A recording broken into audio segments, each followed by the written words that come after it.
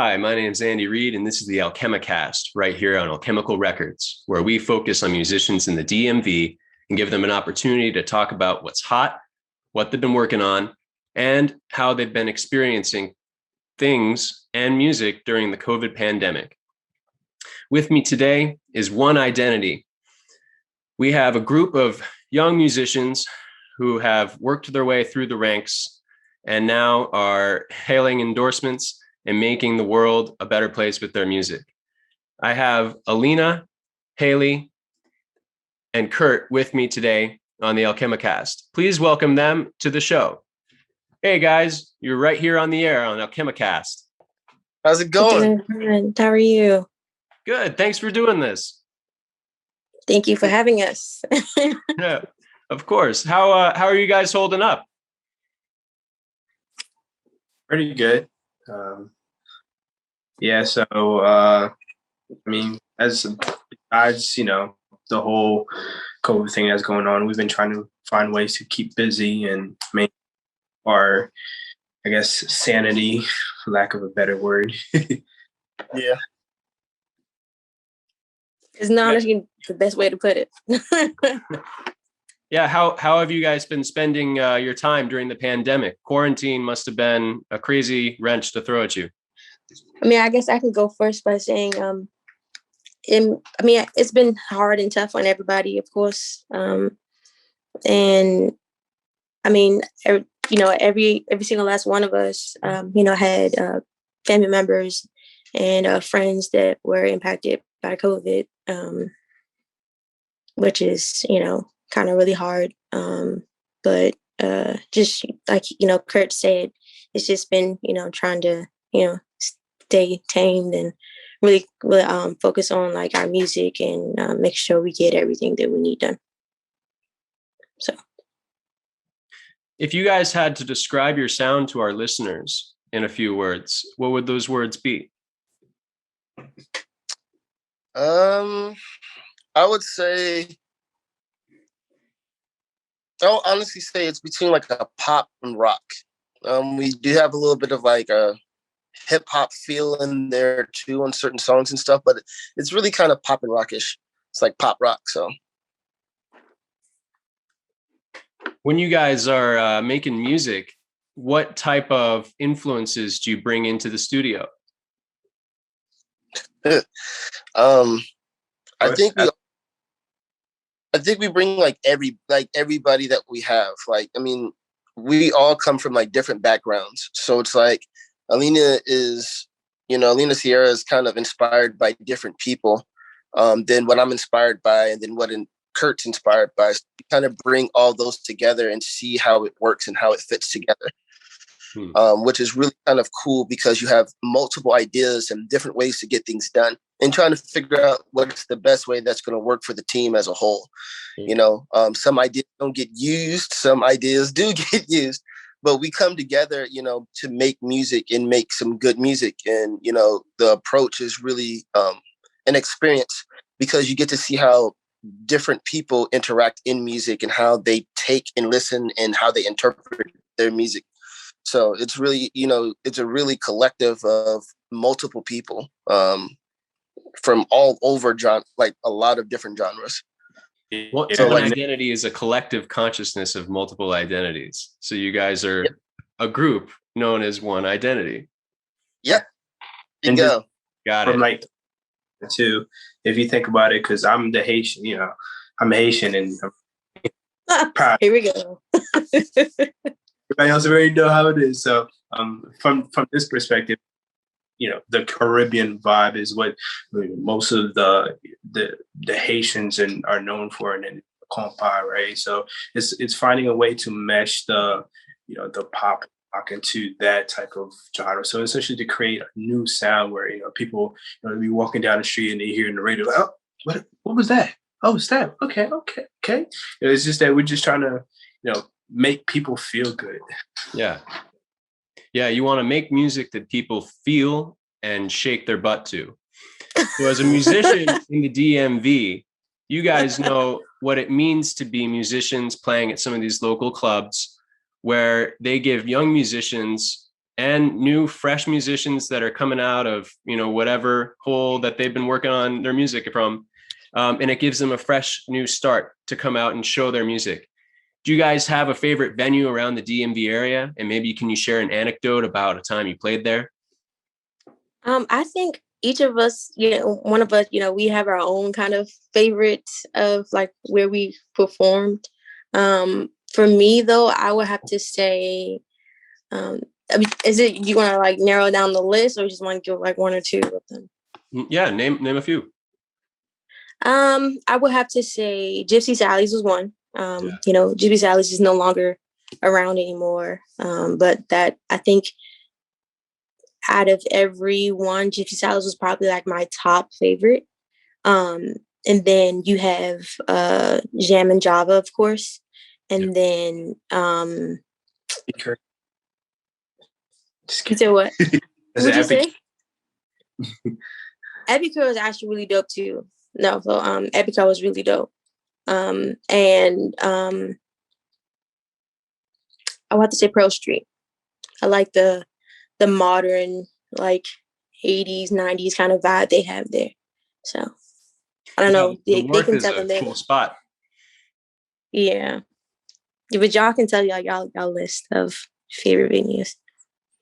Yeah, I mean, Gypsy Sally's, I would definitely say that was one of my favorite spots because honestly, the way I got introduced into the whole, I guess this whole music culture was by going through these different jam sessions. And I actually met these guys at Epicure Cafe, and then I think like through one of the conversations, they were like, you ever heard of this place called Gypsy Sally's? I'm like, who? Right. And then, Yep. That's how it happens, right? Yeah. Some of these open jams with familiar faces like Gordon Sterling, right? With the buckets. So playing at Gypsy Sally's was where a bunch of these young musicians are like, hey, I remember seeing you at Epicure Cafe and that open mic. We should jam. Do you play bass? Yeah, that's exactly how it went. And then after iterations, start seeing the same people over and over again. It's like, all right, cool. I know you, so let's just go up there. And then, at one point in time, everybody coordinate the when they're going to show up and how they're going to show up, what they're going to do. And as the relationship develops, and you figure out like what songs each other know, and then you can literally go in there and rock the show, and everybody's like, wow, and you're like, great. You feel good, everybody feels good. So. Which is actually really funny though, because I think me and Hailey ended up meeting at somebody's house. They were having like a little kickback or whatever after a jam session. And so Gordon heard us play and he was like, hey, I want you guys to come play in the jam session. We were like, through the jam session, like, we don't want to take up people's time to jam. It's like, no, seriously, I really think you should come and play in the jam session. Like, you guys are tight. You guys sound great. Everybody will love you. Like, you need to come play at the jam session. So one night we just, kind of popped up at the jam session. He was like, okay. And, everything was history after that. Pretty much. Do you guys do covers of any songs? Yes, we do covers of different songs. The covers that we do, we kind of put our own flavor in. I'm kind of a stickler, and when it comes to certain songs of how it's done, I'm always the kind of person, like, if we're going to do a cover, we're going to put our spin on it, because if you want to hear a cover, you can just pop in the CD or the MP3 or go on iTunes or YouTube and listen to the original. So we kind of put our own unique spin on certain things. We did Ed Sheeran, Shape of You. I did arrangement of that we did arrangement of that. We've done Dua Lipa. What other? We got an arrangement of Diamonds by Alena. Who's that by? Sam Smith. Yes. So we're doing a arrangement of that, which is going to be pretty cool. So yeah, we do a couple of covers to kind of, warm up the crowd and then introduce our music. We're hoping to go away from covers and just doing all original music coming soon. I think this is probably going to be the last year that we're probably going to do covers as like more than one. Like, we might throw one in there in the future tense, but other than that, we're probably going to limit on covers after this year. When you guys first met as a band, did you jam naturally, or did you try to form together around a cover? So, well, I guess I can go ahead and start that. Huh? I said, which band? So 1Identity has been different identities before. It's actually Withhold is now 1Identity, and like everybody say, things happen, and I'm just now honestly really grateful that we honestly really have the team that we really need to like push forward. And just having, most of the time it's always have been, me and Hailey been, having things and, doing it, and like just staying strong, and, really having Kurt as an asset now with the band has just really kind of like popped more. And I honestly couldn't be more of like really more happier than having like these guys with me, and having them to help me kind of develop my dream and everything like that. So I don't know if that's a way to kind of really put it, but I know Hailey wants to elaborate on that too. So no, I mean, when this band got together with this version of 1Identity, the full version of 1Identity, I would say, we did jam. It was Epicure. We would see Kurt all the time at Epicure, and we would play. And shout out to Kevin Puns on the Monday night jams. That's where we met Kurt. And Kurt was like, always playing, and always like, cool, chill. We would always have good talks about music and just, things about life. And it just worked and gelled. So, yeah, you could say that we jammed out first. And when the opportunity arose for us to have a new bass player, Kurt was that number one draft pick. I called Kurt up and was like, yo, bro, you want to play? He's like, what? So, but I mean, we've changed faces over time. And, in this kind of industry, things happen, mindsets happen, musicianship changes. And, sometimes it's for the worse, but, this was for the better. Sometimes you have to get rid of dead weight, when some things are not working. You have to kind of strip that stuff away and go to the basics. And the team that, like Alena said, the team that we have now, I wouldn't change that for anything. Maybe we would probably add one more person, but what we have right now is 3 strong, so. Hell yeah. I mean, I was going to say, just for my take, every time I showed up at Epicure, these guys show up to, they just come in blazing, right? Like everybody's, everybody's just relaxing, Oh. like, hey. He's lying. Right. Go up, be great. And I'm like, wow, come on, what's up, boy? So that was Kurt saw me messing up on keys. He was like, man, you did a good job. I was like, bro, I'm trapped. He got on the drums, then he got on the keys. And I was just like, okay, so I just need to walk out of here and don't come back ever again. Because if you just gonna, okay, things. So, but yeah, these guys are just amazing musicians overall. And I think it's definitely a great opportunity to be playing with them. So as musicians that have played together in the area for a couple of years now, what does it mean to you to be musicians from the DMV? Wow. Well, I guess I can go first by saying, that's really hard. First thing that comes to mind.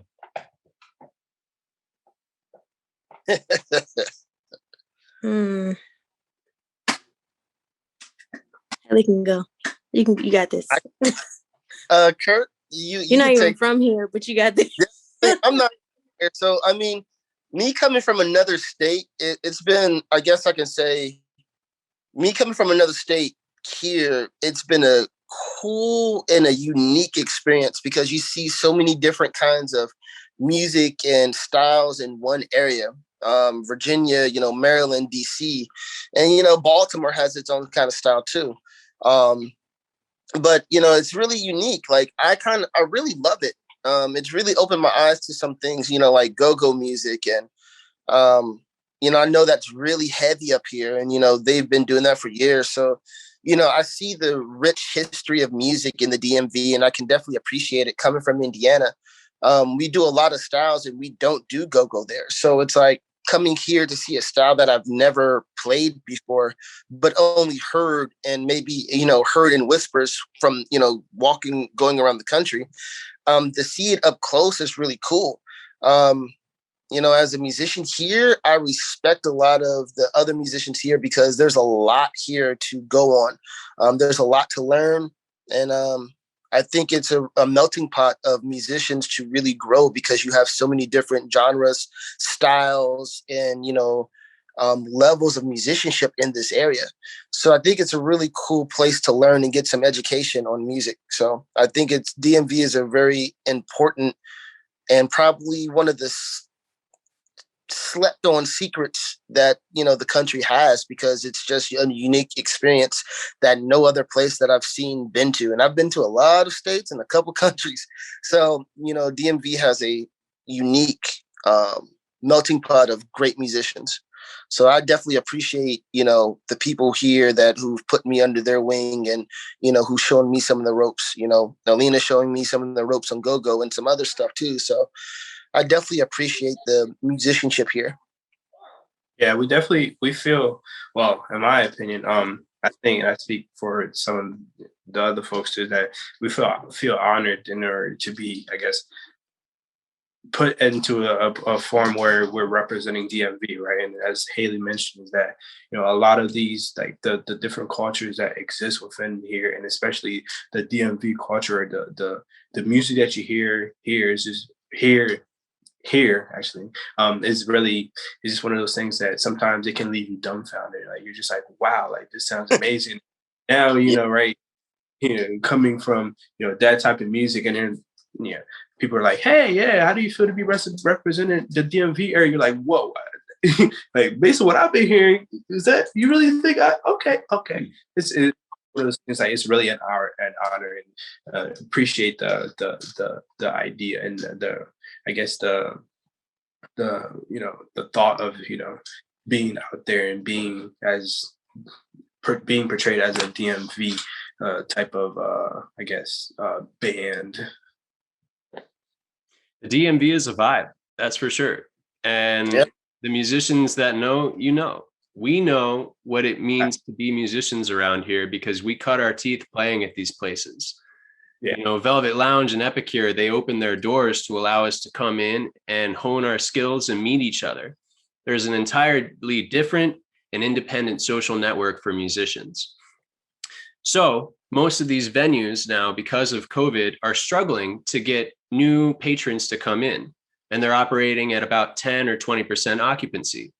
In your opinion, what can some of these venues do to help musicians? I would honestly, for me, I would have to say directly, to help us and then help them as well. Yeah. Is like, I know that they have to make a percentage in order to keep their lights and stuff on. But I will also feel like they should also give a good amount, have even percentage in the musicians that would, also help, all other musicians that come in to perform, to mix, something, out of, the day that they have, because, there are a lot of musicians out here that still don't have jobs and still can't find jobs. And, with having unemployment, that's not enough. And the stimulus, obviously, you can see is not enough. And even with the grants that you get, you're getting them, but they're like probably some of them you might get within a week time span. Somebody might get like a 2 or 3 months time span. So you're gonna be waiting 2 or 3 months for a $2,000 or $3,000 or $4,000 grant just to get here so you can pay your bills. So I would just, say directly that just to try to have them to kind of split some type of the, profit for the musicians in order for other musicians to come in and perform. Because, at the same time too, with the ones that are also playing and saying, they're taking a risk of, being out of, around COVID and stuff like that. Because you don't know, people could still probably, come to places and, not everybody is kind of taking precautions of the whole coronavirus and everything like that. And I still even think that even with people that are like kind of taking the vaccines, you still have like a, highly likely of kind of catching COVID. So that's just that. I mean, I guess just to add a little bit to that is just the advertisement piece of it, right? So, I mean, if let's say they can't, they're unable to, show us how much they appreciate us, they can always advertise the music, like either play it, put it as part of their playlist, or have like a picture of the band. It doesn't necessarily have to be a specific band. It's just like the different artists, like so the ones that they enjoy are the one that they see the crowd react the most to. So it's just essentially going forward and on behalf of the artist, like, hey, we really like this artist. Hey, here's some of their songs. What do you guys think of it? Or putting that poster up, or having like some type of donation. What does it call it? Why am I blanking out on the word? Donations or denomination? Donations. All right. I mean, I guess to add on to that, I mean, I would say opening their doors to musicians to try to get people back in to help both sides. With what we're kind of been working on, I've kind of come up with a marketing plan for what we're trying to do to kind of help venues and help each other. And it's just, like how Gem and Java does Pizza in the Slice, having the bands come up and do like a 4-hour concert with 4 bands, headlining it, opening their doors, and having tips and, doing the special things that, could be done. I know like when I was in Wisconsin and I used to play for a band there, and I used to work with this venue, we would do drinks for the bands. So we would make a custom drink for the band, sell it that night, to get people in there. This would be the 1Identity drink, or this would be, the Black Alley drink, or this would be the Belladonna drink, or this would be, Isoflow drink, some of those things. So, to help out the musicians and bring customers back out. I know we want to bring, people out, but I know we have to be, like Alena's saying, we have to be safe about it. So, it's okay coming out, but making sure you're, a part and giving people stuff to do, because, things are kind of getting relaxed. What I've been seeing, and there's a lot of things have been happening. So I think, this would be a prime time for a lot of bands to team up with venues, and a lot of venues to team up with bands and kind of get people out there to kind of support each other, especially with merchandise and all that kind of stuff. So I just feel like, we can work together. I think it just has to be people coming together to have that conversation, which a lot of times people love to have the conversation, but they rarely like to move further than the conversation. Easy to talk, but harder to do. So, hopefully we can get talking and then start doing. So that's right. Well, we need more doing and we need less talking. Something I do believe is that once we start returning to the new normal and everyone starts to get vaccinated, musicians still need to be careful playing live, but we can start to do it. Outdoor gigs and amphitheaters are starting to welcome musicians back, wineries, breweries. The future does look bright, but for the time being, it might have just been a good time to work and stay at home and maintain that creativity. What were some ways you guys were maintaining creativity during quarantine? I guess I'll go first. One way I kind of maintain creativity is just really looking at different artists that were on Instagram. Kind of started studying my music theory and kind of trying to grow and get past, where I was in the beginning to, where I'm at now. So, a lot of it was, I guess just being cocooned in my room and just studying and, you know, coming up with ideas and trying new crazy things and new crazy techniques and, you know, listening to other artists from across the country. For me, I've been on the UK and K-pop kick for the past couple months. So I've been really kind of studying, you know, K-pop and some of the UK artists and seeing how they do things and seeing what they're doing. Just to kind of take back and kind of compare notes to, you know, here in America, what we're doing compared over there, and just seeing the similarities and seeing, you know, the differences and trying to grow and create new tones and new music that way. So I've just kind of been, you know, for me, just chilling, looking at Instagram and stuff and iTunes. Right on. So I went back to my roots. So, and what I mean by that is, you know, the basics, right? Or you practice the scale, but then you actually have a metronome and you increase the speed of which you're practicing. And then the different exercises that, you know, my mentor taught me, and then the different exercises that I find, and of course, Instagram. That's been like one of those like huge marketing, I guess, app that most people are, you know, gradually levitate to, right? So, you know, you scrolling down and then you see somebody do something, you're like, all right, cool, I'm gonna go try that. And you find out you can't do it, so then you use creative practice out of it, you know. So it's just doing those sort of things, and you know, eventually, once you go back to the original, the original song that you were playing, right? So the one that you were practicing before, and you find out that, you know, you can do certain things come easier and come more natural, and then you can put different ideas that you've heard, so either through Instagram, either through YouTube, or develop new ones with the exercise and other, I guess, sounds that you hear. Well, you guys have a whole lot going on, and our listeners are stoked to hear what more you guys got coming out. Thank you so much for being on the Alchemicast. Really appreciate your time, and I can't wait to hear what you guys have coming out. Thanks for having us. Is there anything else you want our listeners to know? First of all, I want to thank you, you know, for having us. Really definitely appreciate, you know, your platform, and I respect, you know, 100% of what you're doing. And, you know, any way we can support as 1Identity, I know that we would be willing to do, you know, whatever you need us to do. For me, I would have to shout out 7 custom drums and down in Texas, and Heartbeat Cymbals. Shout them out because they take care of me 100%.